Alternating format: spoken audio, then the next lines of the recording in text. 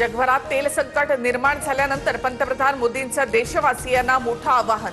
इंधन बचतीवर भर, petrol, diesel, gas जपून वापरा, मेट्रो बस सेवा यांच्यासारख्या पर्यायांचा वापर करा, मोदींचा सल्ला. वर्षभर सोनं खरेदी करू नका, जागतिक आर्थिक संकटाच्या पार्श्वभूमीवर पंतप्रधानांचं आवाहन. परकीय चलन वाढवण्याचं ध्येय, सराफा बाजारात मात्र चिंतेचं वातावरण. मोदींनी दिलेले सल्ले म्हणजे नाकर्तेपणाचे पुरावे. देश चालवणं आता तडजोड करणाऱ्या पंतप्रधानांच्या आवाक्याबाहेर. जनतेला काय खरेदी करावं, कुठे जावं हे सांगण्या इतपत स्थिती गंभीर. राहुल गांधी यांची टीका. तर राहुल गांधी देशाच्या राजकारणातले रिजेक्टेड माल. मोदींनी दिलेला सल्ला राहुल गांधींना समजला नाही म्हणजे त्यांची समजच कमी आहे. मुख्यमंत्री फडणवीसांचं राहुल गांधींना प्रत्युत्तर. नाशिकमध्ये सीएनजी पंपावर वाहनांच्या लांबच लांब रांगा. निम्म्यापेक्षा अधिक पंपांवर सीएनजीचा तुटवडा. दुसरीकडे दरवाढीमुळे वाहन चालक त्रस्त.